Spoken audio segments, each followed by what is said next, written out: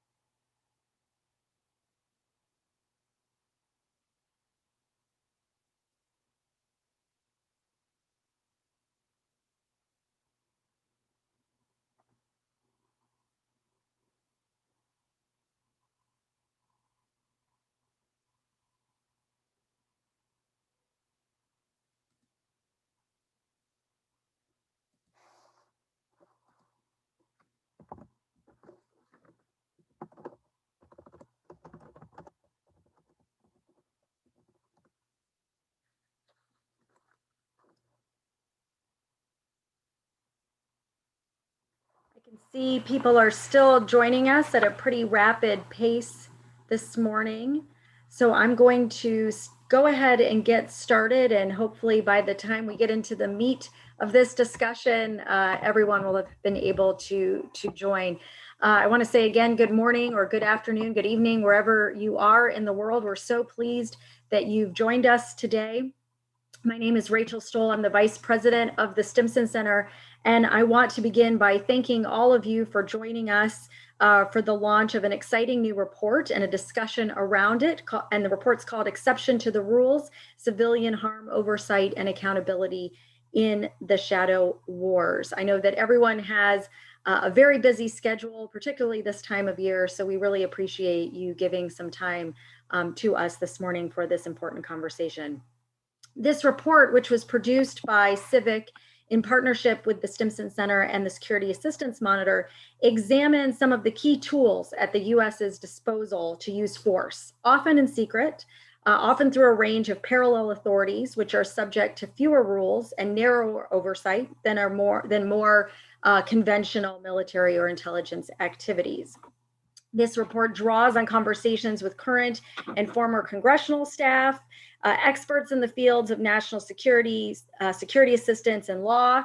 And this report considers the costs of our increased reliance on these parallel authorities and offers some practical recommendations, which we will discuss for Congress and the next presidential administration that can help strengthen civilian protection, oversight, and accountability in America's shadow wars. And before we get into our conversation, I want to tickle your taste buds a little bit with a very short video. So I'm going to share my screen here so that you can see what we're talking about.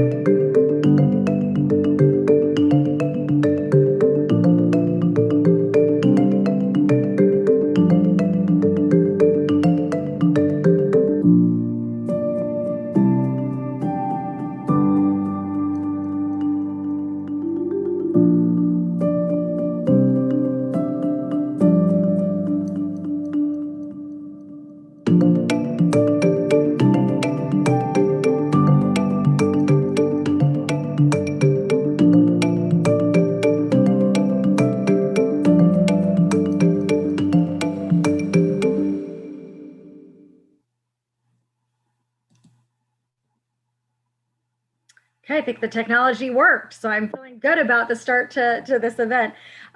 We have an excellent lineup joining us today to discuss not only the report, but some of the broader issues that it touches upon. So let me quickly introduce them.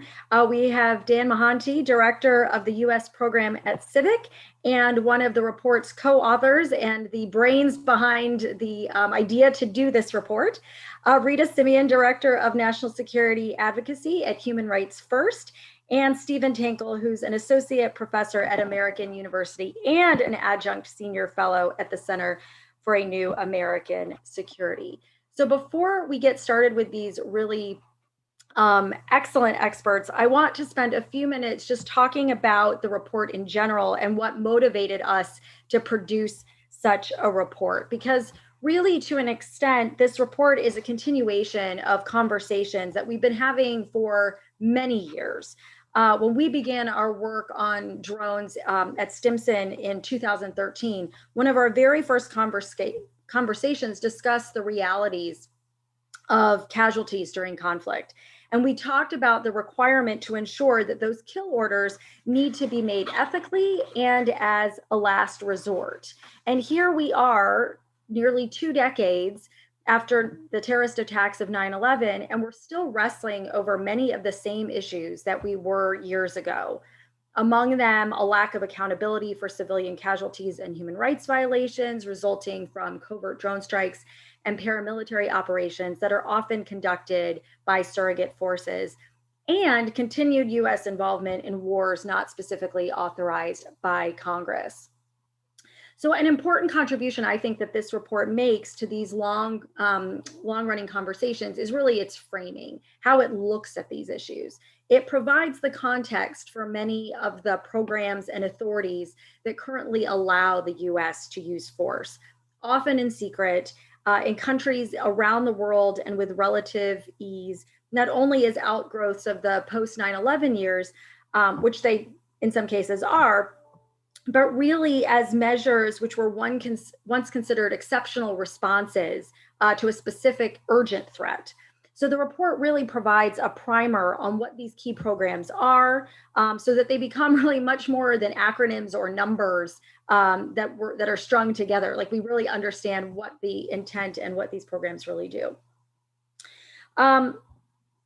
In response to the attacks of 9/11, President Bush provided the CIA with the broadest and most lethal authority in its history to hunt down those responsible for the attacks. And soon we saw the CIA running covert paramilitary support operations and carrying out covert drone strikes around suspected terrorists.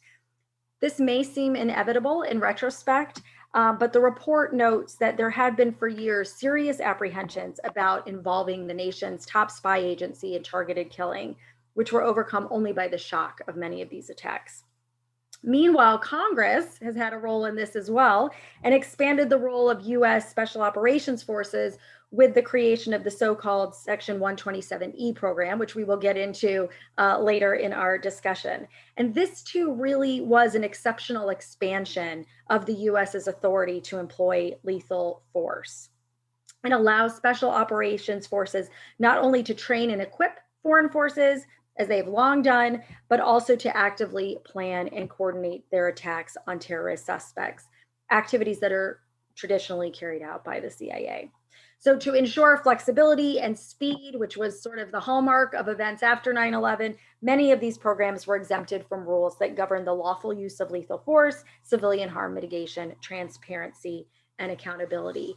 And these and other 9/11, post 9/11 activities allowed the United States, either directly or through proxies, to secretly employ lethal force in ways that never before have been possible. And they were necessary, it was argued at the time, because of the exceptional threat facing the country. Now, 20 years later, these authorities, which were once seen as exceptional, have not only persisted in the years since, but have really become more common, more geographically widespread, and much easier to use. We know the CIA is still providing paramilitary support in Afghanistan.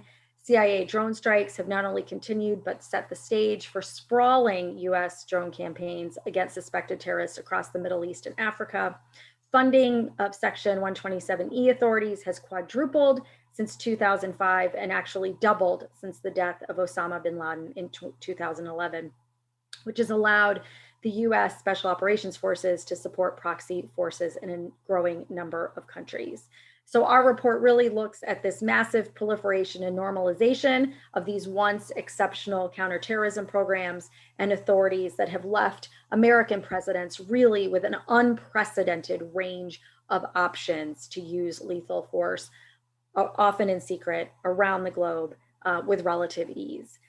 And come January 20th, when President-elect Joe Biden and his national security team have the opportunity to re-examine these policies, they're going to have at their disposal the means to use lethal force almost anywhere in the world with few legal impediments, scant congressional oversight, and little public accountability. So there's a lot really at stake in the years to come. So as we argue in the report, and as we'll be discussing today, the continued availability and in fact the increased use of a range of these parallel authorities has created a host of negative consequences. We will unpack all of those in the discussion. And the covert nature of these programs actually allows or undermines, I should say, the ability of the US government to acknowledge, investigate, report, or account for civilian harm. And this is particularly troubling given what we know about civilian harm often caused by US drone strikes and US-backed surrogate forces. So what's needed now really is a paradigm shift. We see that the President-elect Biden and growing bipartisan calls to end our endless wars really provide us with an excellent opportunity to move beyond this post 9/11 framework as we'll hit the 20th anniversary of those horrible attacks next year. And we really have an opportunity, I think, to look back and develop a new framework that's focused on addressing the real issues of today and develop a legal and policy toolbox that is more appropriate for the threats that we face. Fortunately, our report offers a set of very practical recommendations. So we've done a lot of the work for the next administration and the next Congress. And so what I want to do is turn the floor over to Dan Mahanti to discuss these new opportunities for Congress and the executive branch and outline more of the report's recommendations. So thank you and good morning, Dan. Thanks so much, Rachel. Thanks for that fantastic overview and framing of the report, which I know people in the audience probably have not had time to digest, but hopefully we'll have the ability to do so shortly after the session and can dive a little bit more deeply into kind of not only the framing, but some of the detailed aspects of the report itself, which I think, I believe provides a fair portrayal of the programs and some of the consequences and acknowledges sort of the purpose in which they were conceived, but talks a little bit about the consequences you laid out. And I'm going to provide a little bit of a framing to supplement what you described before I go into the recommendations. But before I get into any of that, I do want to thank you personally, Rachel, and the Stimson Center, as well as Shannon and Ryan on your team for supporting this project. And I also really want to thank both Rita and Stephen for joining this morning. They're not only joining as panelists, but both of them have been huge sources of inspiration, and I've learned a lot from them over the years. And I that is not to say that either of them endorse or would agree with every part of the report, but I hope they know that the content itself was deeply inspired by some of their own work and thinking. So it's very personally gratifying to me that they both chose to join this morning. Also in the audience, I suspect this morning, Elias Youssef at Security Assistance Monitor, a full participant in the project and did a lot of the research and contributions on the 127E sections of the report and has just been a fantastic partner. And if those of you who haven't had a chance to check out the Security Assistance Monitor yet, definitely encourage you to do so. And also thanks to the audience for joining this morning. There are so many things going on in our country and in the world right now that it's just as personally gratifying to me that you were able to join and really appreciate you taking some time to do so. Let me offer a little bit of a supplemental frame to what Rachel laid out before I get into some of the recommendations, because many of you on this call, in fact, I would venture a guess that probably 99% of you don't know this, but I actually had a birthday this week and turned, well, I won't say exactly what number, but it's in the mid-range of my 40s. which provides a moment of reflection, much in the same way that a presidential election offers a country a moment for reflection. And I was thinking about what I'd actually learned in my 4 decades plus on Earth about what sort of makes me healthy and happy in life, in my marriage, and staying, employed with some predictability. And a lot of it really has to do with learning the value of the sort of concept of elective constraints. When you're 18 years old and you go off to college and you go to the college cafeteria for the first time, you're like, wow, I can eat Fruity Pebbles 3 meals a day if I want to. And then all these years later, you kind of appreciate the fact that that's not such a good idea. Now at this age, I appreciate leafy greens in a way I never did before, and sleep and savings accounts, and being much more transparent in my household budgeting. And I don't tend to get in bar fights on Friday or Saturday nights. Not that I ever really did that, but you kind of understand elective constraints in a way that you don't perhaps in your younger years. And I was just thinking, I was watching Friday Night Lights the other night, and my first thought when somebody accidentally commits justifiable manslaughter on TV is to say, call the police now and save yourself trouble later. So it was kind of a moment to reflect on these things as I thought about the report itself and why we wrote it. Because the US, it's not an old country per se. We've been around for, however many years, but it's old enough to have gone through enough crises in foreign policy and national security, and seen the negative consequences of excesses of executive power, at least an imbalance in the distribution of power, and what happens when we exceed our mandate or our writ. And I think at this stage in our country's history, at this moment of a transition in the presidency and a new Congress, we really should understand and recognize the value of elective constraints as a country as well. And that's sort of what the report is a little bit about, or speaks to. In principle, as a country, we should be able to appreciate and have learned the value in a belief system that holds that the president can involve the country in war, but that decision should be co-determined with the Congress, which in turns represent the public. That the public doesn't need to know everything about when force is used by its government, especially in its name, but that the public should be entrusted with enough information presented in clear enough terms to participate in those decisions. And when they're left in the dark, the burden is really on the government to explain why secrecy is maintained. We should, I think, be confident in our belief that the president can use lethal force to defend Americans, but we should reserve that power for cases when there's an imminent threat that can't be addressed through other means. And when innocent life is taken as a result of our actions, military operations or otherwise, we own up to it and make sure that there's accountability and remedy for those whom we harm. That the US can and should work with other countries to confront shared challenges. But when we do so, we should have rules in place that ensure those partnerships don't undermine democracy or enable human rights violations at the expense of the powerless. And finally, I think we should be able to be confident in our belief that, in our understanding that being a leader internationally means setting an example, and that legitimacy, really depends on some degree of consistency. So because of those beliefs, we over time establish a rule set that gets codified in policy law, or even just aspirational norms that everybody agrees to. And then something happens, like happened on 9/11, a major attack or a threat to the United States that makes us fearful as a country. And justifiably, we look to create exceptions to that rule set that helps us slip by a little bit more easily. And we wrap those exceptions up in political language like continuing imminent threat and areas of active hostilities and light footprint and by, with, and through. And then we bury some of those actions in secrecy so that we don't have to reckon fully with them as a country. And over time, what we've done and what we do is we develop a system of parallel rules or parallel programs, one that's subject to rules and the other that's not. And then over time, if we're not careful, those exceptions become the rule. And all the things that used to be, extraordinary or exceptional become the new normal, as Rachel laid out. I think when we started the project, the origin was sort of the recognition that that's sort of what's happened with some of the programs that we're going to be talking about. We rarely even talk about it or even ask too many questions anymore, and it's really hard even to find a lot of news coverage on things that used to be front page news. In fact, as we were working on this project, we kind of laughed among ourselves that we were probably the last people in the city who are still talking about drones at all. But at the end of the day, none of those loopholes, none of those exceptions were ever re-examined and really firmly closed up, which provides, as Rachel mentioned, the ability for the next executive, the next president of the United States, to take advantage of them, or the president after that to take advantage in ways that perhaps nobody can anticipate at this particular moment. So the report, hopefully, and not just laying out, some of the problems, also takes a look at what an alternative might look like if the political moment that we have now could be seen as an opportunity to put some of the toothpaste back in the tube.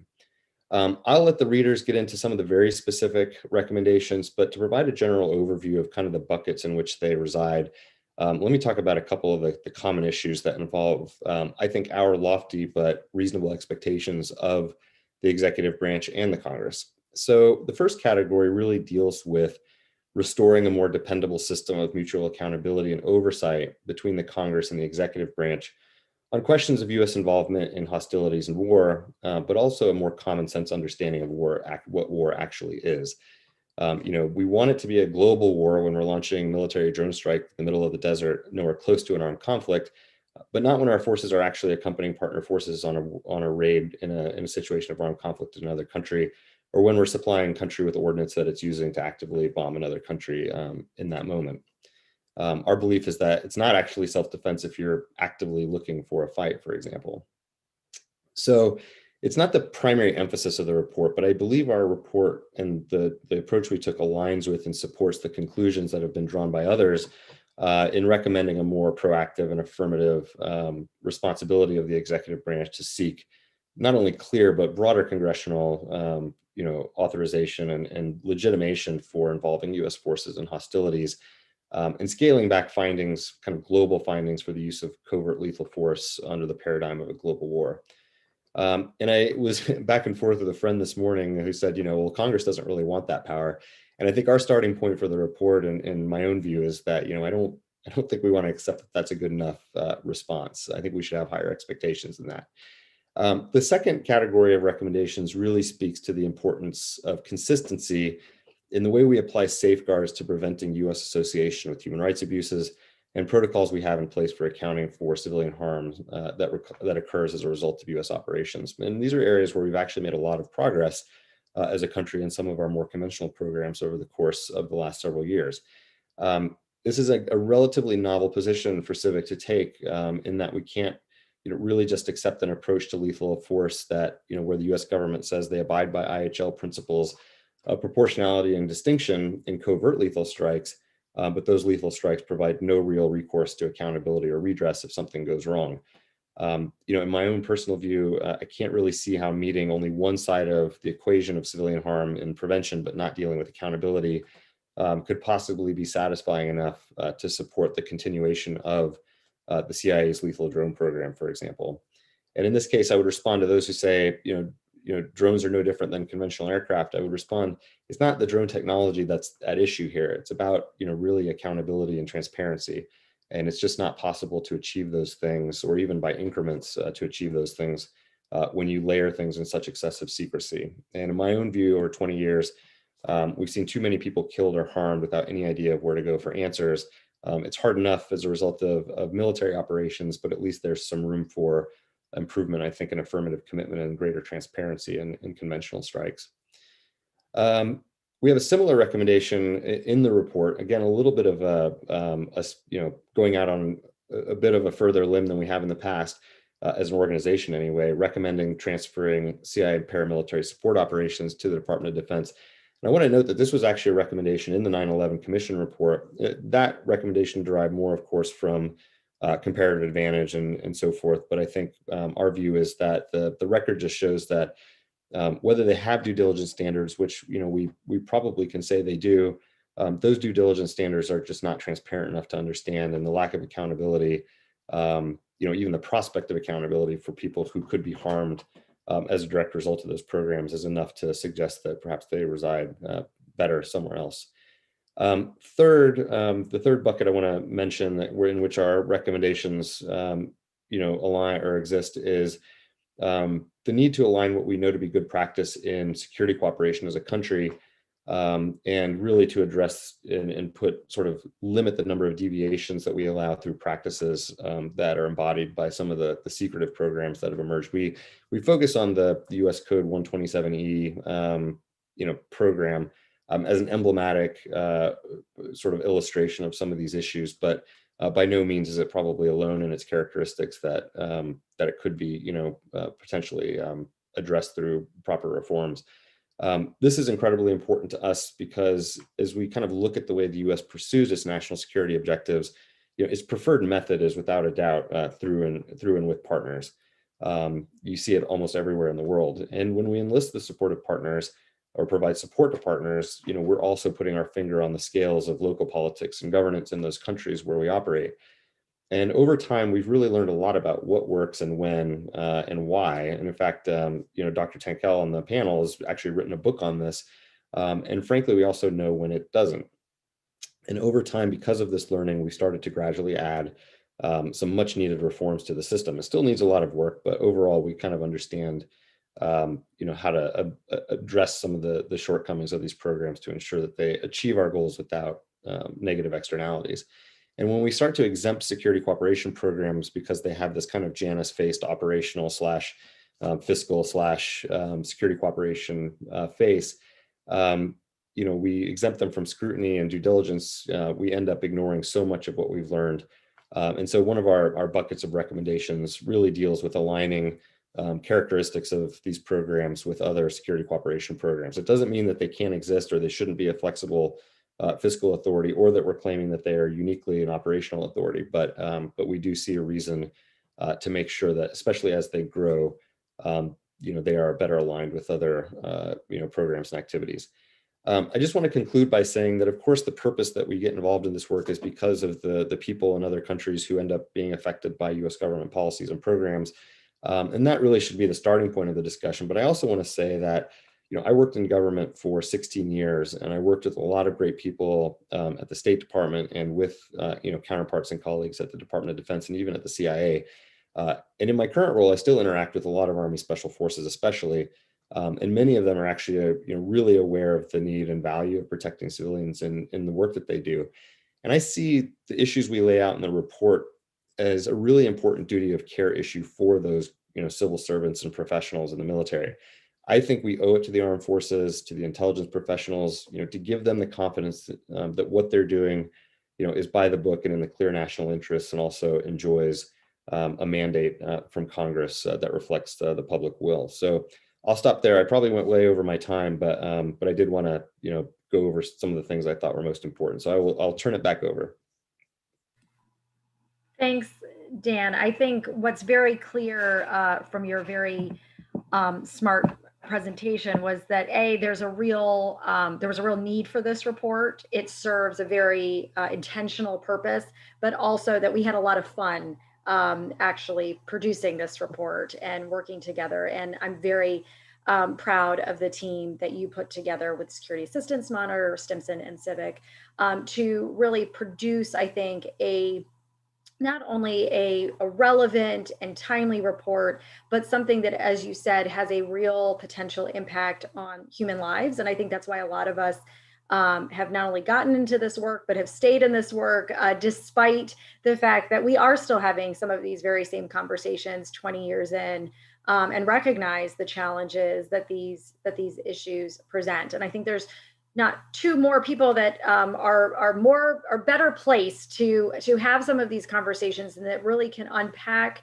the legal issues, the policy issues, the human issues around the concerns that we had in the report as Rita and Stephen. So I'm really just pleased that you've joined us today to unpack these issues a little bit more. Two just comments before I ask Rita a couple of questions. One, you'll see in the chat that the link on the Stimson site to the report is up. Civic also has a site. If I can multitask while I'm doing this, I will post that link as well. Or maybe Dan can do it while I'm talking to post. So there's multiple avenues to find this report. We don't want it to be secret, so please read it and share it widely. And also after we hear from Rita and Stephen, I will open to questions, and there is a Q&A function on Zoom that you can use. I see we have some there already, but feel free to post questions, and I will try to get to as many as I can during our discussion. But first, I have some questions for Rita. So thank you again, Rita, for joining us.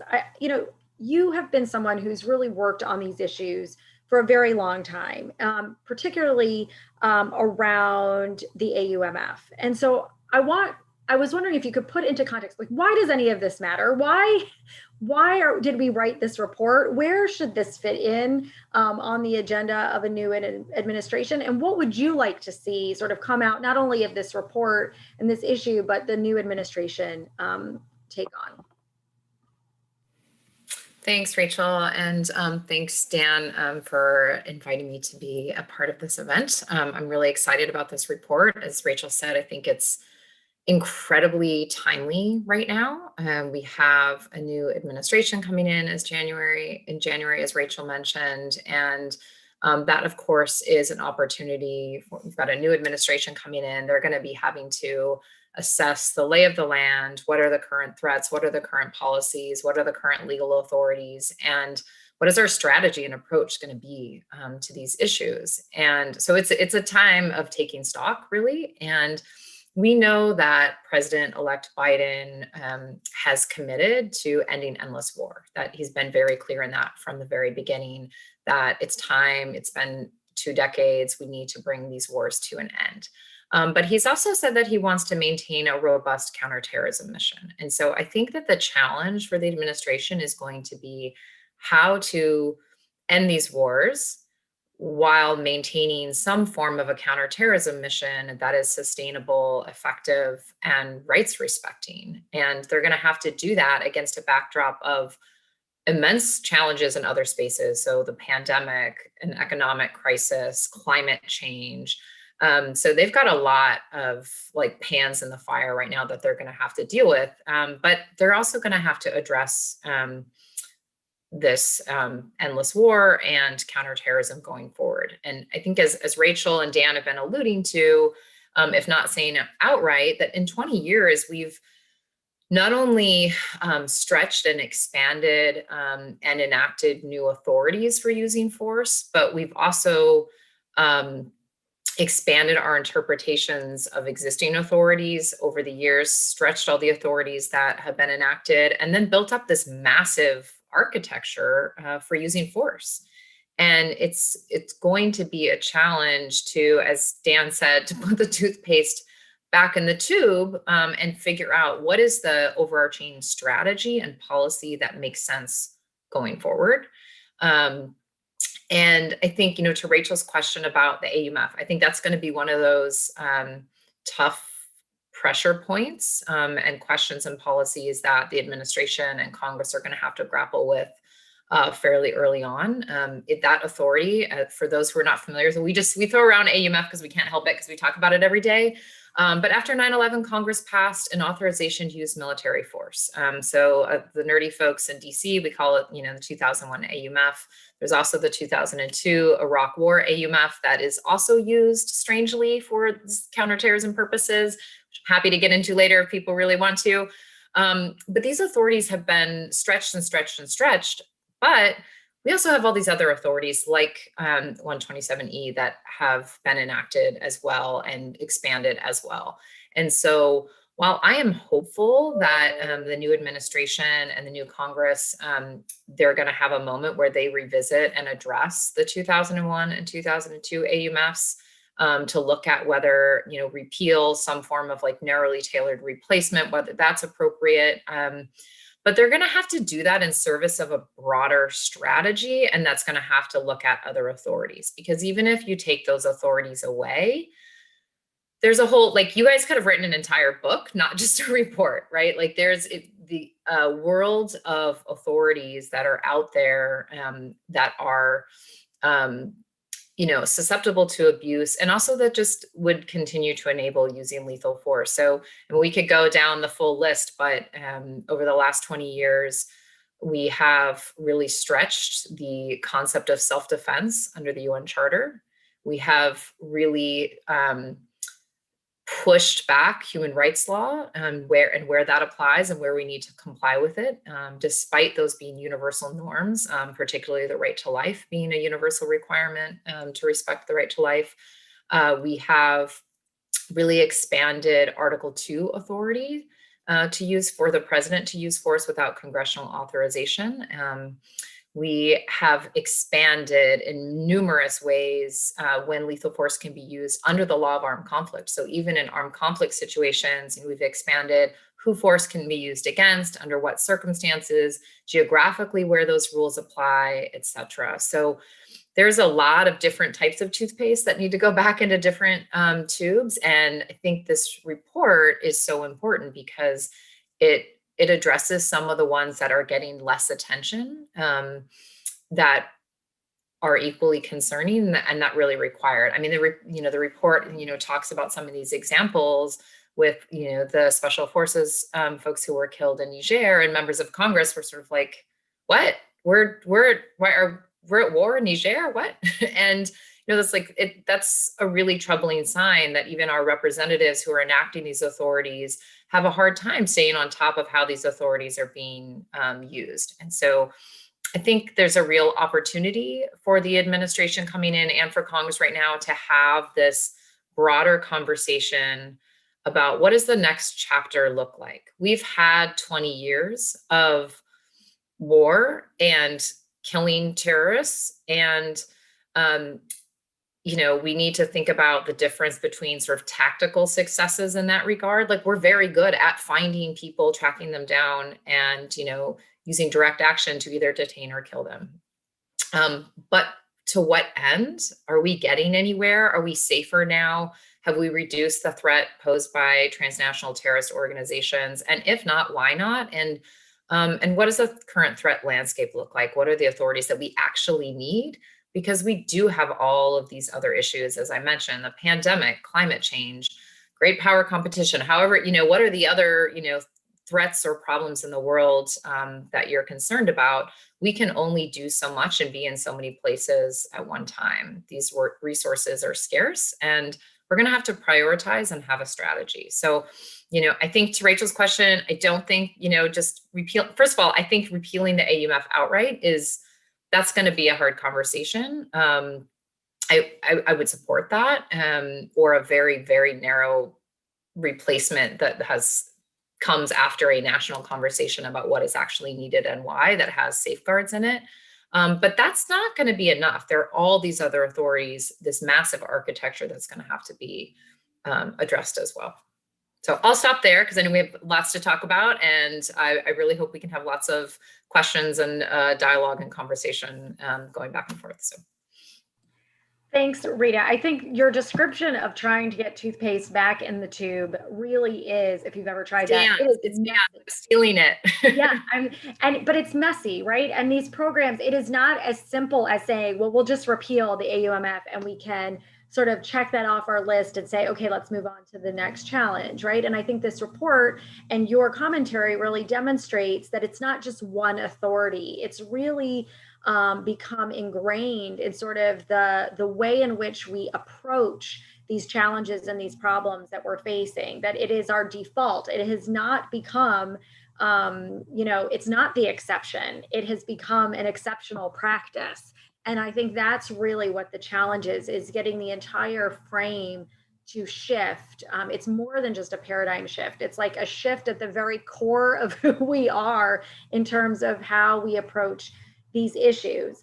I want to turn to Stephen now. I have two separate questions for you. So I'm going to sort of take the first block of them together, because Rita mentioned 127E, which again, we're throwing around some numbers and letters and putting them together and hoping that you understand. But I want, Stephen, for you to unpack what 127E is a little bit for us. And I think some would argue that it's really, in this vast scope of issues that Rita just mentioned, this is one program that's relatively small. It's like $100 million. And when you compare it to other security cooperation programs, it's even, percentage-wise, even smaller. So is it really worth the focus it gets as an exceptional program? In our report, in the discussions that we're having, is that, again, there's not a one-size-fits-all solution here, but is that really an area that we should think about trying to approach? And thank you again for joining us. Rachel, thank you so much for hosting this. Dan and Stimson and Security Assistance Monitor, which, by the way, is a phenomenal resource for those who are not familiar. Thank you all for what I found to be a really not just thought-provoking report, but as somebody who works in academia, a really informative one as well that I'm sure I will be using for secondary source, research for years to come. And I also just want to say, I think Rita did a phenomenal job of framing some of the challenges that lie ahead, especially with regard to the Aomf. And so I don't think it's possible to talk about the 127 ECHO program without also talking about the Aomf and sort of what 127 ECHO allows and disallows. And I guess my answer to your question about whether it deserves the attention that it gets is I think it gets the attention that it gets because it is emblematic of a number of trends that are in existence today. For those who are not familiar, I mean, 127 ECHO is really at the heart of it is a funding authority. It does not authorize force.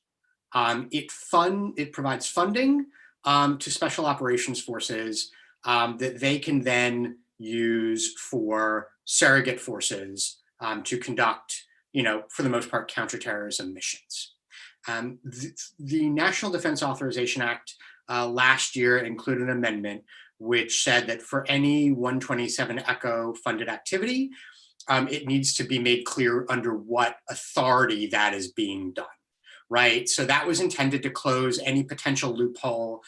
Up to that point, 127 ECHO had not been used outside, to our knowledge at least, right, and against entities that were not covered under the authorization for the use of military force of 2001, or perhaps under the 2002.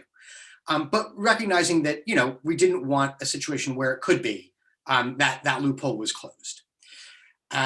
So I think it is important to be clear that when we're talking about the authorized use of military force, right, that is authorized by the Aomfs. 127 ECHO is the funding authority by which we provide, support to surrogate forces who then are going out and often executing on behalf of the United States. It is, or it was supposed to be, a bridging mechanism as far as I understand it, right? There's also another authority called the 333, Section 333, right, which is a security cooperation authority.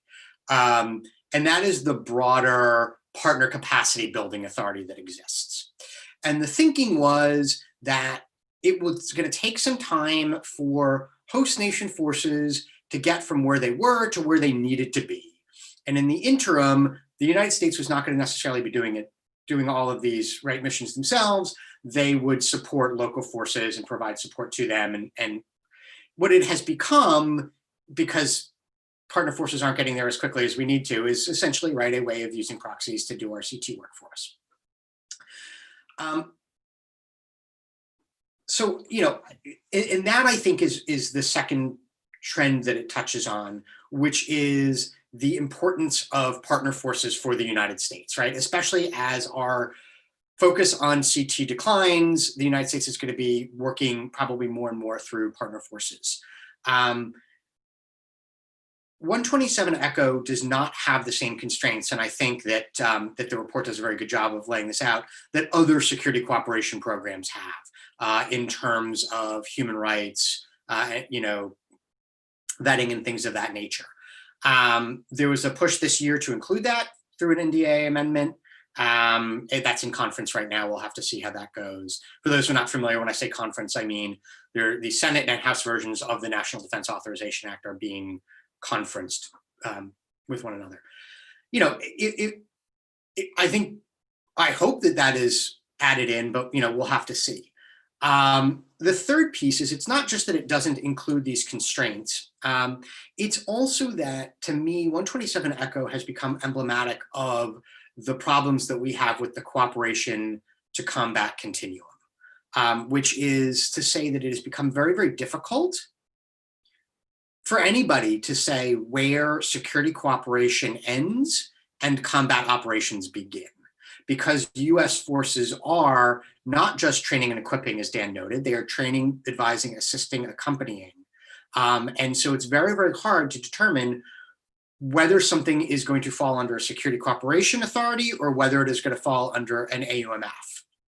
And I have had people on the Hill tell me when House Foreign Affairs Committee, where I used to sit, wanted to conduct more oversight over 127 Echo, that's not HVAC's bag because it's just a security cooperation program, right? And then when we're sort of like, okay, well then share more information about it. Well, we can't because this is a super secret squirrel program, and it's more than just security cooperation, so we can't talk about it, right? And so this is the issue with 127 Echo, is there's all of this confusion about it. At the end of the day, it is a funding authority, but we are providing funding to special operations forces to give that money to partner forces who are going off and doing all sorts of things that we just don't have great oversight over. So I hope that sort of addresses, in a nutshell, where we are with 127 Echo. Yeah, very, very much so, Stephen. I think it actually leads very well into my next question for you, which is, and sort of widening and maybe moving up maybe from 2,000 feet up to about 30,000 feet. But really, you talked about Congress and conferencing, and I wonder, and this report, includes recommendations for Congress. It's not just the executive branch has to change the tools that they use, but Congress, has not only an oversight and legislative role here, but they, their job is to sort of question the administration and ask those tough questions. And I'm wondering if you can talk about that role of Congress, or maybe even it's the view from Congress. Is there even an interest in greater oversight, or is Congress just willing to give the administration, and I mean any administration, so the current administration, a past administration, future administration, sort of the benefit of the doubt in what's needed to employ the strategies that will help you be successful in your mission? Where does Congress sort of fit in here? No, that's an excellent question. And clearly Congress is not monolithic, and there has been a divide, and it has been, overall, a somewhat partisan divide, but it's not been a neat partisan divide. And I think it's helpful to contextualize the question of oversight, also in terms of the question of whether or not there's space for legislative action, especially with regard to the 2001 and 2002 Aomfs that Rita was talking about.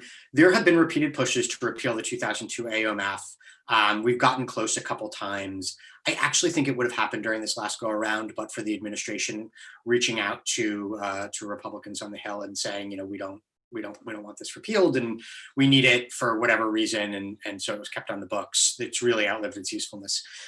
The 2001 Aomf, very, very briefly, I would say, at the risk of oversimplifying, that there are a couple of broad camps, right? There's the camp that wants to repeal and not replace, and then there is the camp that wants to replace, but nobody can quite agree on how we're going to replace it. And I mention that because I think, clearly there needs to be a mechanism for adding actors that are covered under the Aomf rather than just leaving that up to the administration. There needs to be more of an oversight hook in there, and there needs to be more of a focus on partner forces as well in this concept of collective self-defense, right? And those are just a few of the really contentious issues. And then there are those who are just very, very happy to leave the Aomf as it is in place. And there is not enough agreement in the center on what a repeal and replace would look like to be able to draw those who just want to replace it and get those who are happy to leave it in place. And I mention all of that to say, I think we're going to have maybe a small window where there can be a push. I don't know if it's going to be successful. In lieu of reforming the underlying authorities for use of force, what Congress has instead done is there has been this sort of small ball approach to putting in some constraints where we could and to increasing oversight where we could. And that has primarily happened through a series of National Defense Authorization Act amendments, one of which I mentioned earlier with regard to 127 Echo. There have been a host of others related to either civilian casualties or inclusion more of human rights or reporting requirements. I'm not going to run through all of them. I will just say Dan Mahanti did a great service to everybody with a Just Security article last year called Hidden Gems. You can Google it and it runs through what I think are a lot of the different useful amendments. Yeah, and I think there's an appetite for continuing to do that. I think there is more of an appetite for doing that in the oversight space than there is in affixing constraints and vetting when it comes to human rights. And so I think that's one of the challenges. That's a partisan issue, more or less. Then there's the jurisdictional issue. I will end with this. Congress knew that troops were in Niger. Since 2016, the Obama administration, at least 2016, might have been 2014, whatever it was, 2014 and 2016, the Obama administration had been notifying Congress that there were combat-equipped troops in Niger. Congress had asked, are these troops operating under the Aomf? The answer was no. So Sask and Hask were tracking this as security cooperation, and then the ambush happens, and then the Aomf is applied retroactively, thus raising the question for everybody in Congress of which missions are, quote, Aomfable, right, retroactively. And so it's not like Congress hasn't been conducting oversight. It's that from a jurisdictional perspective, are we looking at this as a security cooperation issue, or are we looking at this as something that is taking place, right, under an authorization for the use of military force? And that's why I come back to that. Cooperation to combat continuum is something that I think Congress needs to wrestle with. I think there is some appetite for doing that, but it's really, really hard even before you get to the partisan and jurisdictional debates.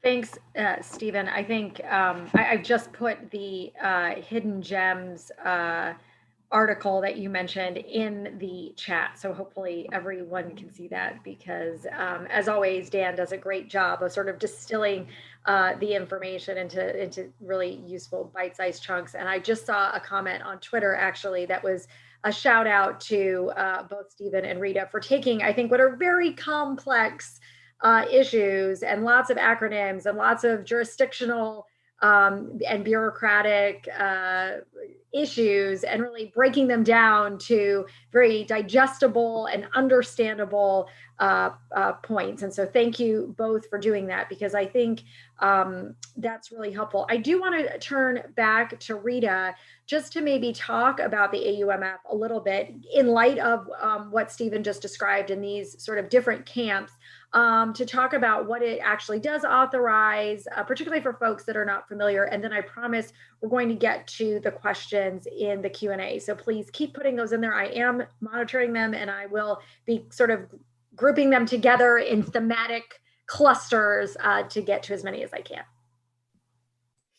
Yeah, thanks. I just, was thinking that, there are some people who really don't know what the AUMF actually authorizes, and for good reason. I think people sort of assume, even people who are very familiar with all of these issues, they sort of assume that what we're doing was actually authorized, when if you go back to 2001 and you look at the debates in Congress at the time and what they considered and what the actual language of the 2001 AUMF, it authorizes the use of force against those responsible for the 9/11 attacks, so those who actually conducted the attacks and those who harbored them. And it was expansive in the sense that it included the individuals responsible for the attacks and, say a nation state that was harboring them.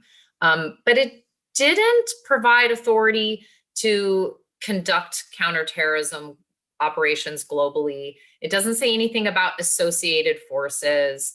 And the idea at the time, I think for the vast majority of members of Congress who voted for it, to them, this was a very narrow authorization, yes, to use military force, but to do so for the very narrow purpose of going after those who attacked this country. The end. But, at the time, this was, just within days of the attack. So there was also some thinking that, well, we shouldn't put too many constraints on there because it's still a new developing situation. We're still investigating who all was involved and responsible, and just wanted to provide the commander-in-chief with flexibility, which is understandable. But there were those, like Congresswoman Barbara Lee, who said, but what we're doing, if it doesn't have limits in it, we're really opening tube of toothpaste, if you will. That's going to be hard to put back if we don't think this through. And sadly, she ended up being right, because what has happened over years is we didn't just go after the handful of people responsible, in actually involved in orchestrating the attacks and those who were involved in providing a safe haven for them. We launched an entire war in Afghanistan, and then for 20 years we have expanded from the core groups initially, right? So everyone had in mind Al Qaeda, who was responsible for the attacks, and the Afghan Taliban, who was harboring Al Qaeda.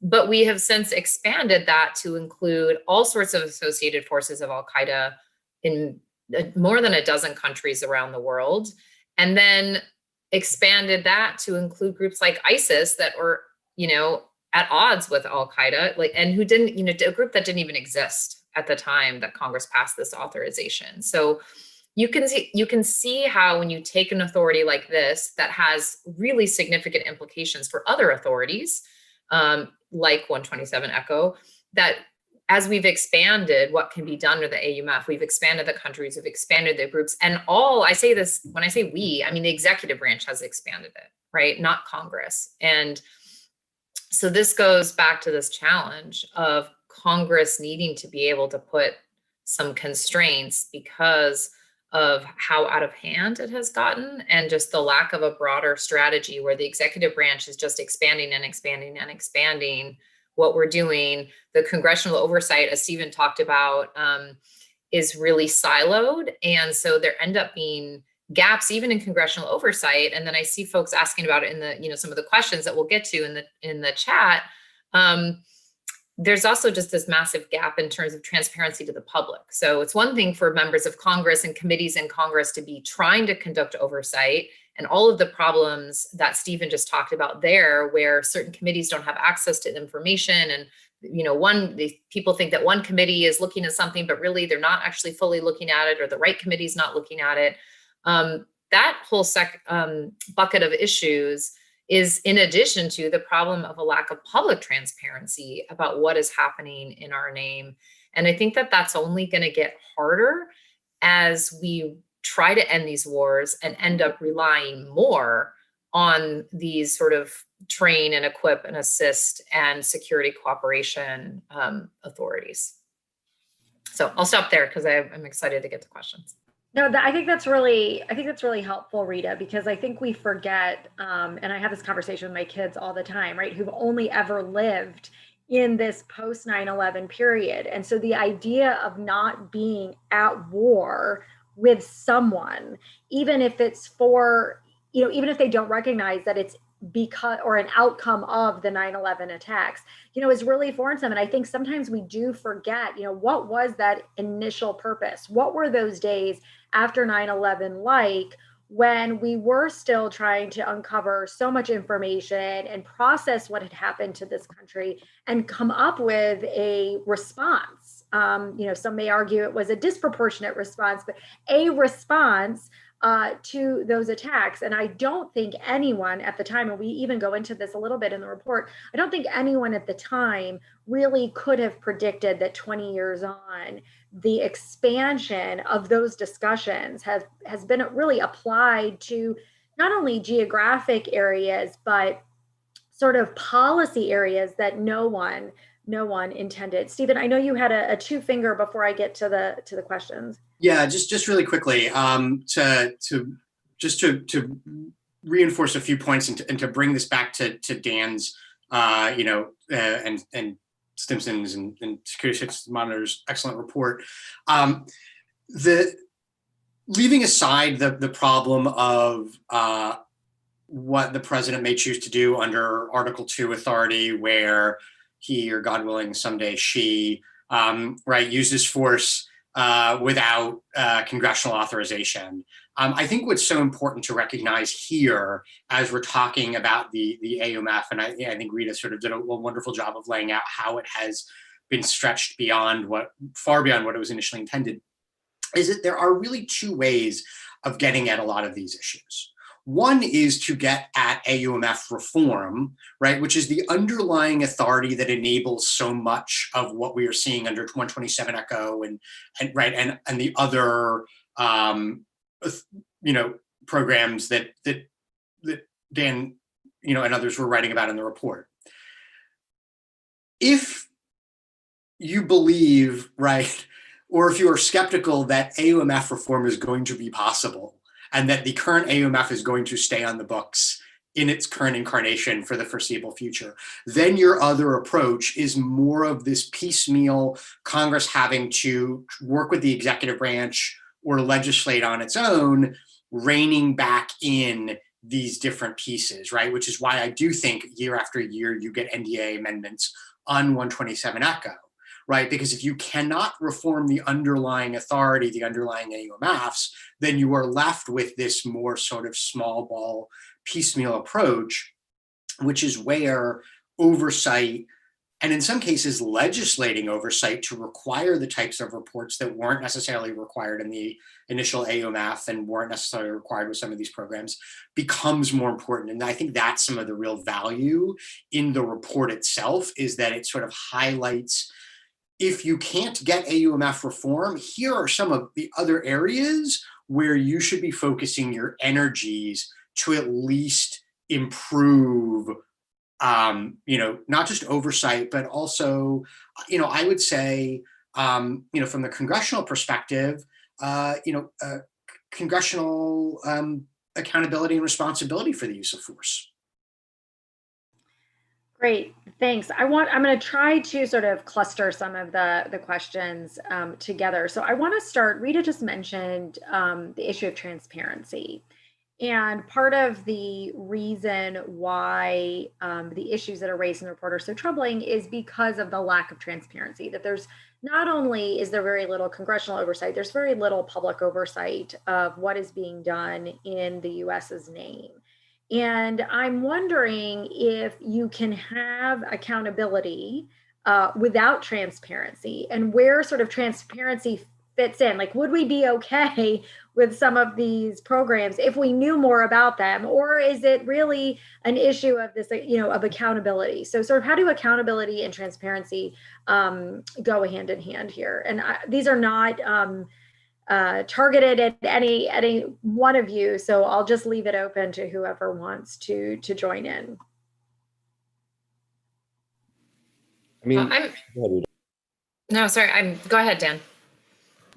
I'll be brief. My own view is that if you conceive of accountability in its broadest and I think most meaningful way, then you can kind of, identify what purpose can be served, by accountability. It can serve the benefit of like public accountability and oversight, transparency, so that people know, like you said, what's happening in their name.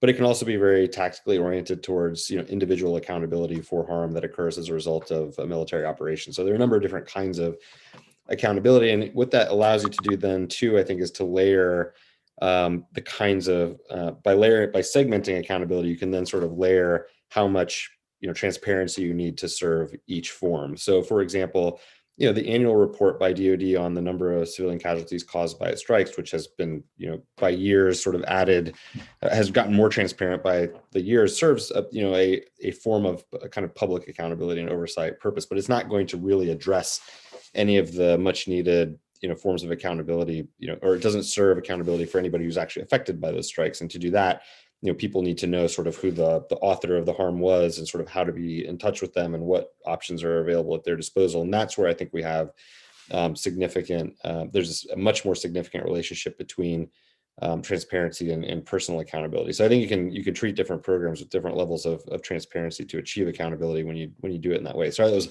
little bit of a convoluted answer, but I think the answer is there is a relationship, but how strong the relationship depends on the form of accountability you're trying to achieve. Rita, go ahead. Sure. Yeah. I mean, I would agree with Dan, and I think that partly what we're talking about is oversight versus, congressional oversight versus public transparency. And I think that, most people recognize that there are some activities or some types of information that are so sensitive that, there is a good justification for keeping that information secret. But then you can still need to have congressional oversight. I think that the problem is that there's too much of a default to assume that if we have congressional oversight, or that assume that there's congressional oversight, and therefore we don't need sort of public transparency. And I think for the reasons Dan mentioned, we need to have public transparency as well whenever possible, but also for the reasons that Stephen mentioned, that there are gaps in oversight and challenges in congressional oversight right now, and having that additional layer of public transparency helps with that, because members of Congress and their staff are spread so thin. They're addressing so many issues and just drinking from a fire hose. And so outside experts and organizations and think tanks, et cetera, that can be also looking at the information and looking at the strategy and providing inputs into that system helps us ultimately get to a better result,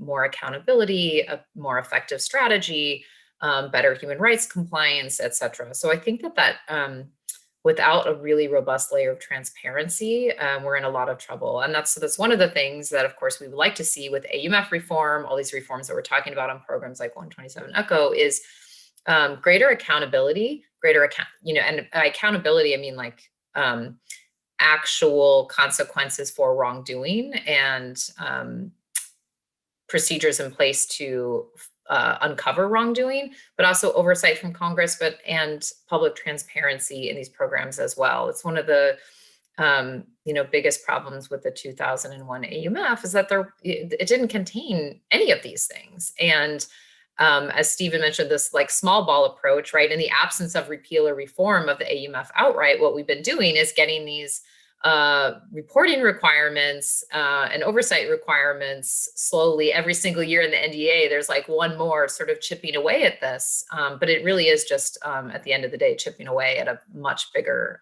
issue.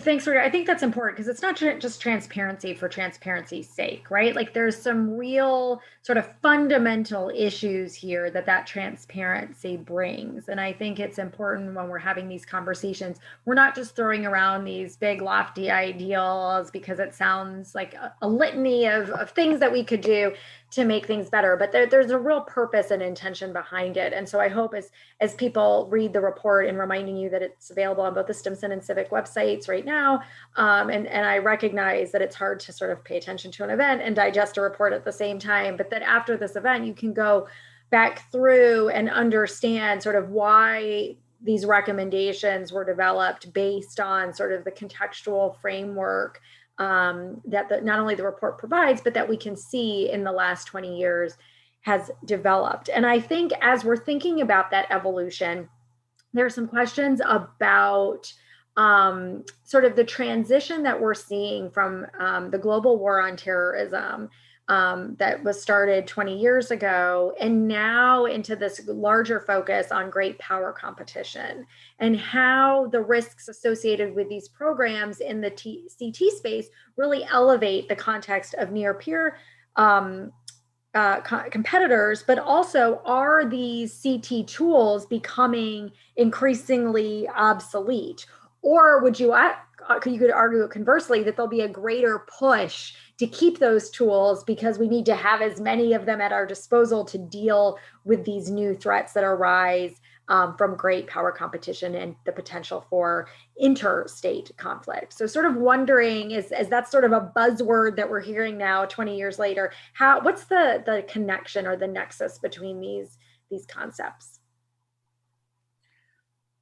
So I would make a couple points. I mean, I think the first is, I worked on a report a little while ago about sort of what the Department of Defense would need to do in order to move to a really more resource sustainable counterterrorism strategy, in line with what the National Defense Strategy had recommended, where, we're going to see this shift towards strategic competition. And one of the points that was made to me by several people in the special operations community was that one of the reasons why, and there are a lot of reasons why I think, DoD continues to do, and especially the special operations community continues to do counterterrorism missions at the high op tempo that they do. But one of them is they've got the authorities to do it, right? But all of the authorities for how to do strategic competition below the level of conflict, right? Sort of in, if you want to talk about in the gray zone, as it were, as opposed to high intensity competition, those still haven't all been written yet. So part of this is just, right, bureaucratically, we're allowed to do this thing, and so we will continue to do this thing, and we're sort of waiting on the authorities that we need to do this other thing. So that's number one. The second is, I think it's pretty clear that there's a debate going on about whether strategic competition really just means preparing from a military perspective for high intensity conflict, or how special operations forces, and partner forces are going to be involved, right? Again, in as it were, the gray zone. And there, I think, I'm not sure it's necessarily the case that we're going to see, I don't think we're going to see the 127 Echo program used for that, but there are other funding authorities that we could see used for that. But I think it's more the question of whether the United States has developed a toolkit in terms of capabilities and programs and authorities that is seen as transferable to some degree, because there is this sort of look towards, okay, we need to be prepared for the big fight in, East Asia or in the European theater, but we also need to be prepared for, as we saw during the Cold War, more of the surrogate on surrogate, proxy on proxy effort. And I don't think that's a question that has been answered yet strategically, but I think it's, certainly an area where those who are interested in accountability and transparency and, and how we use force to advance foreign policy, if we do so, and whether we're doing it, sort of in line with congressional authorizations where we should have them, should be keeping an eye on. I would also just chime in really quickly that, of the two sort of big buckets that Stephen just laid out, I'm a little bit less nervous if it really is preparing the nation for the possibility of an armed conflict with another great power, because that's cleaner. The lawyer in me is more okay with that because it's a cleaner divide. I get a lot more nervous when you are talking about operations in the gray zone, or the sort of proxy war, all the kinds of things that we were talking about that are problematic in the counterterrorism context are problematic for similar reasons in this context as well. And for those who aren't in this space, just to really pull this back and get down to basics, normally in peacetime, we have a set of rules. They're human rights, law enforcement. You can't just kill people as a first resort. It can only be as a last resort. And it's much more nuanced than that, but that's just sort of the basics. And when we are in an armed conflict or in a war, we have a whole different set of rules, but they're really very specialized, exceptional rules that were designed for the exceptional, horrific circumstance of war, right? These are rules for combat. And what worries me, the same things that worry me about how we have blurred the lines between peacetime and wartime in the counterterrorism context for the past 20 years, all of this proxy war, gray zone stuff, it's got all the same blurring of the lines where we are applying the law of armed conflict to activities and operations that are, by definition, below the threshold of armed conflict, and yet applying armed conflict rules. And from a human rights perspective, that's pretty concerning. And so I think, as Stephen said, there are a lot of these big questions that just haven't been answered yet. And I really hope that as policymakers are trying to answer those big questions, that this piece of it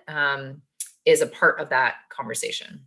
Yeah, and I just want to be clear, I don't think there's much of a debate that we're going to be preparing for high intensity conflict. I think the debate is more along the lines of what the United States is going to be doing, right, below the threshold of war, right, in the gray zone, so to speak.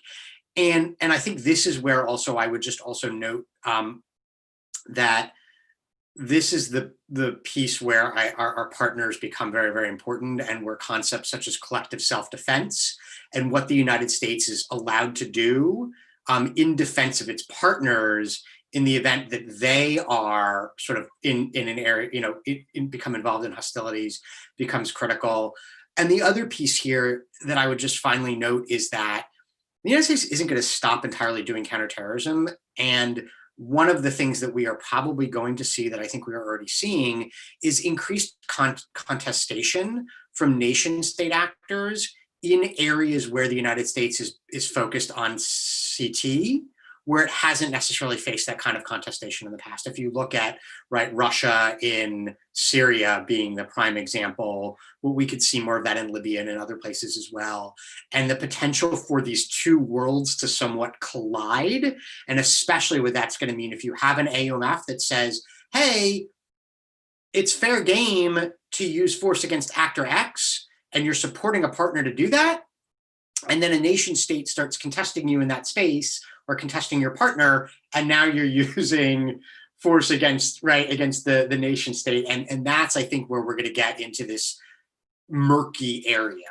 Can I just, I'll call attention to, we don't even have to take it on Stephen's world, although I most often do. I mean, Stephen Townsend on January 30th of this year sat in front of Congress and said, countering violent extremism is great power competition. And I think there's already been kind of an acknowledgement that the two worlds have started to intersect in some of these ways. And the question I hope that is provoked by the report is, have we taken enough time to examine the way that the vestigial trappings and architecture of the war on terror, either, as Stephen referred to, I think, enables the possibility of escalation or creates blind spots in oversight, which is not to say that Congress wouldn't allow, support certain activities. But for example, right now, there is an exemption, which we mentioned in the report, in the sensitive military operations reporting requirement that makes it so that anything that takes place, a sensitive military operation in Afghanistan, Syria, which Stephen mentioned, and Iraq don't actually fall under that reporting. They might fall under a different reporting requirement, but that's one of those things that might get lost in the shuffle if we don't pay attention to the way that might lend itself to escalatory dynamics or unintended consequences with respect to oversight down the road.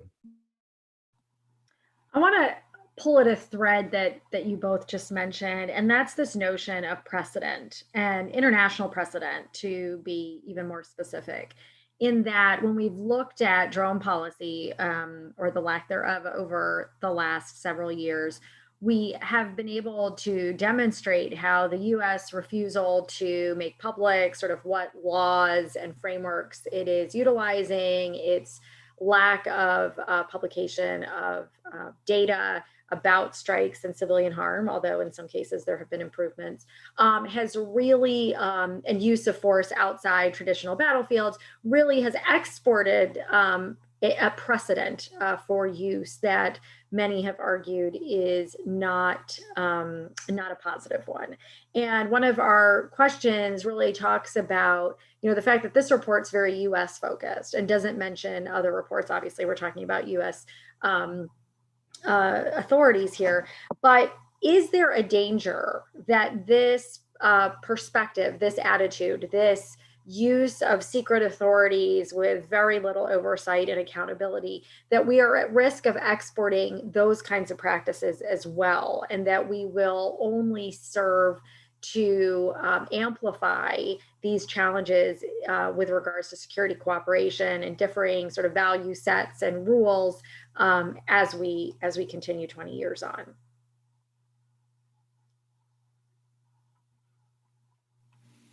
Yes. Okay, thanks. I mean, I'm sure, right? I mean, we can elaborate on this in so many different directions, right? But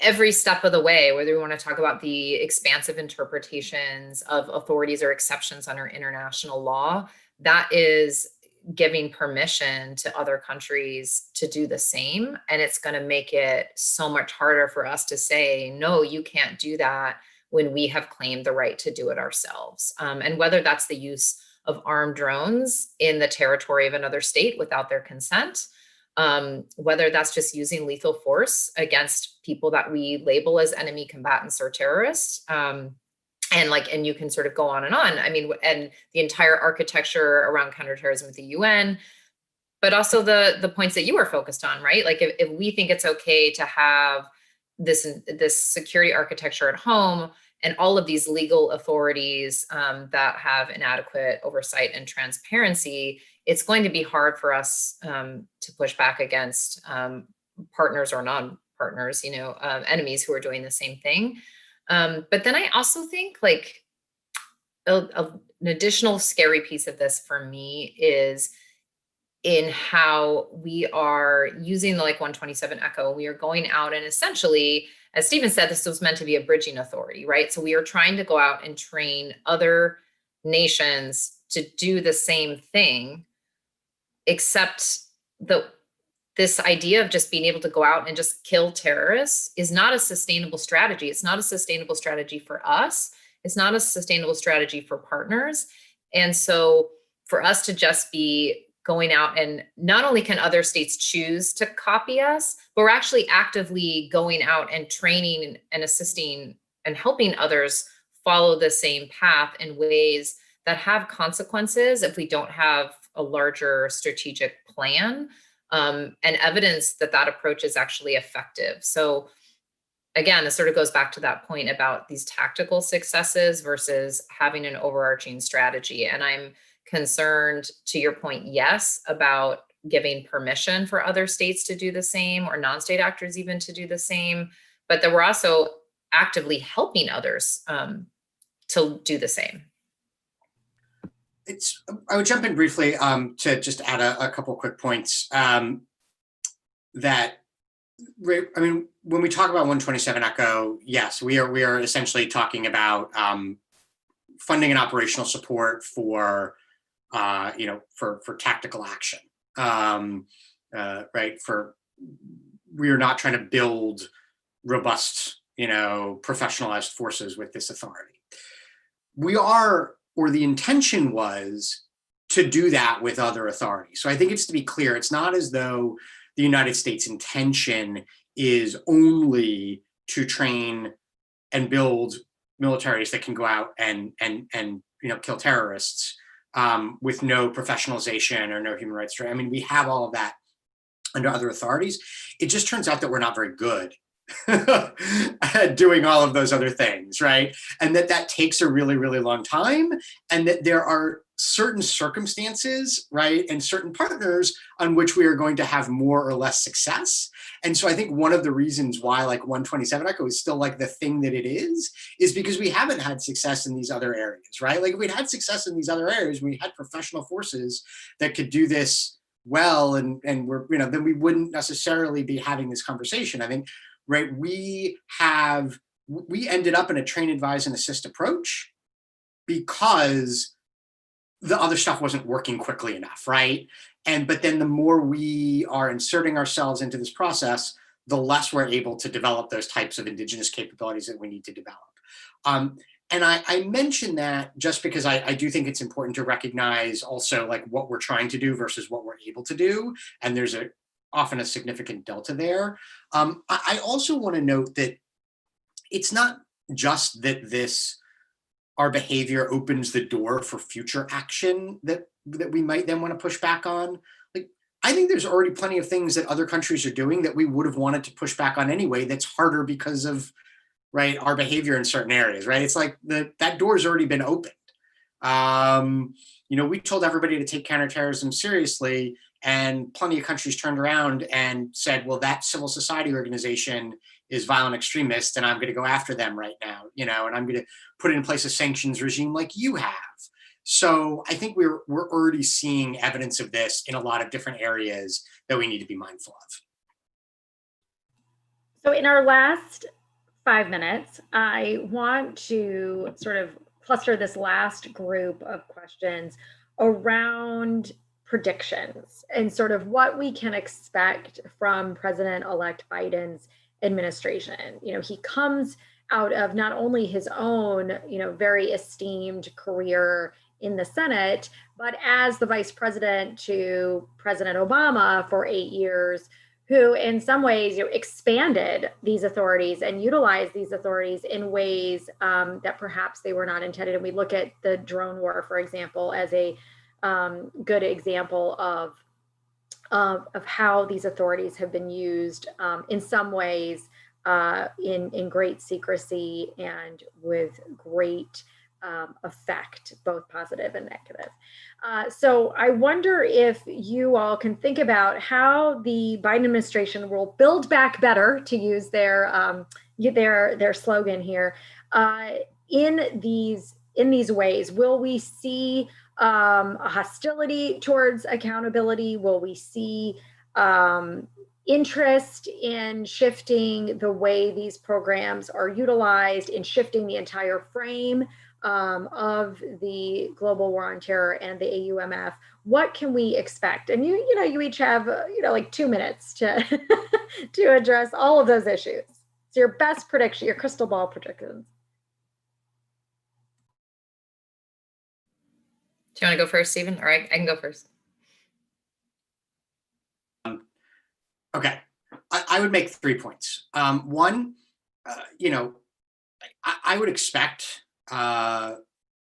just sort of based on looking at a lot of the folks who are going to be hopefully involved in a Biden-Harris administration, that there's going to be a relook at some of these policy and legal frameworks, right? And that they are going to take this, look at it much more carefully and seriously than we've seen over the last 4 years, and with the recognition that you can't just necessarily go back to 2016, right? That actually, there needs to be a full accounting of where we are now and where we need to go, and so I hope and I think that we're going to get, I think a very serious and sober look at this, and it's something that I'm looking forward to. So that's number one. The second point is that, even though I believe that a Biden-Harris administration is going to be a whole lot better on a lot of these issues than we have seen, that doesn't mean that Congress shouldn't be doing its job, right? The idea that, well, a Biden-Harris administration is going to be much more sober, and I don't want to say cautious, but careful, right, and thoughtful about the use of force, that's,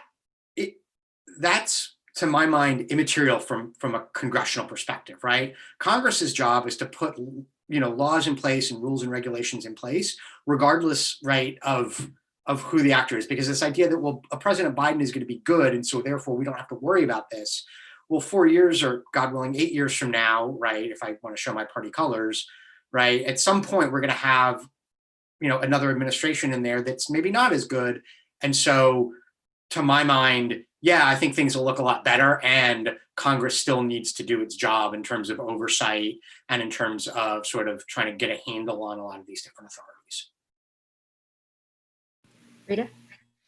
So I would associate myself and second all of Stephen's comments just now, and I think that not only should Congress do its job, but that the Biden administration should really support having those guardrails and oversight and constraints so that they are not backed into a corner and not having to deal with mission creep and expansions without sort of the thought and strategy out in front of those expansions. And by having these guardrails from Congress, that helps to result in a more effective process on the executive side as well. So I think that part's really important. I think we're going to see, and I've said this already throughout, I think we're going to see, just as Stephen said, a real close look at all of this and an effort to sort of end these large scale ground troop conflicts that have been going on more or less for the past 20 years, while attempting to maintain a counterterrorism mission that is, smaller, lighter, and more reliant on partner forces. I think the challenge is going to be how to do that in a way that is transparent and accountable, and most importantly, in service of a broader strategy. Because I think they're going to run into a lot of problems if they think that just going smaller is going to be sufficient. There's got to be an overarching plan of why are we doing what we're doing? Why is it necessary? What is the end game? And is this actually going to be effective for getting us there? And I think that's going to be the challenge. I think it's easier to, try to cabin things and shrink things a little bit and shift things around, but then you're just shifting deck chairs on the Titanic and not really addressing the overarching lack of what is the strategy for this next chapter. And that's the hard part. Thank you. And Dan, lastly to you. Yeah, amazing. Thanks for I guess what will hope probably be the last word. Completely agree with the incredible insights from Rita and Stephen. I'll offer maybe one reason for optimism and then a couple of challenges that I see, and I'll try to be quick. In terms of optimism, I think unlike when President Obama was elected, if passed is somewhat prologue, this presidency will not face on its first day intense political pressure to not only prove their national security credentials, but to deal with the enduring threat from bin Laden and his ilk. And I think that creates some space. And he's also got, I think, a pretty popular public mandate for an alternative set of priorities that create some space to work within. So I think that's a really good reason to be somewhat optimistic that at least they'll be able to revisit some of the status quo or the assumptions that drive it. I think a challenge that we underappreciate sometimes is the inertia created by the bureaucracy itself. And this will be a situation in which the president comes in with a need to restore some trust between the White House and some of the national security apparatus. And I think that will, at least in the initial stages, create space to defer to some of the impulses and desires and preferences of the national security apparatus, which doesn't necessarily need to be a bad thing, but that can lead to, I think, bureaucratic politics in unpredictable ways that they should really pay attention to. And I think an unknown and possibly a challenge will be, and I think both Rita and Stephen alluded to it, is what relationship this presidency chooses to have with the concept of strategic restraint as an asset, as opposed to leaving on the table strategic flexibility to guide all decisions, whether that's legal interpretation or the possibility of using force, or even undertaking any of the military or security actions that we do on a daily basis. And then I think there's also a great unknown quantity with respect to the relationship this administration chooses to have with accountability, and what I would describe as currently a national crisis of impunity. We do not, as a country, have really good ways of embracing the concept of accountability in government, in our police forces, and anywhere else. And if they choose to move forward and prioritize accountability as a core feature of our foreign policy and national security, you could see good things. But so long as we're shy of embracing accountability, I think we'll continue to suffer from some of the side effects of our kind of insecurities.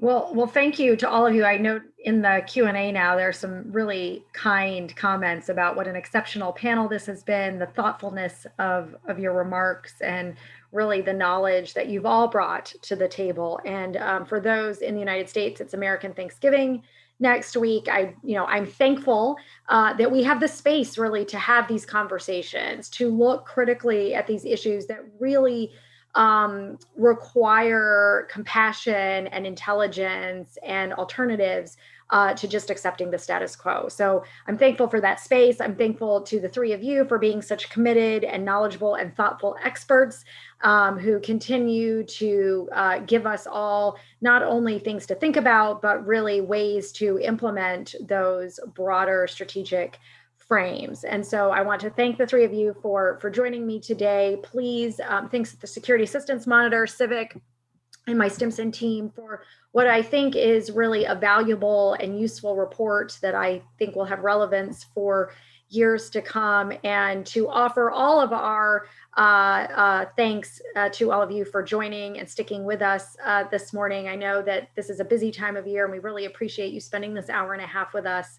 We're all available, reach out anytime if you have additional questions. I hope I can speak for everyone when I say that. Please stay safe, wear your mask, and enjoy what hopefully will be the start of a new and optimistic season, as Dan just noted. So thanks to all of you. Have a great day.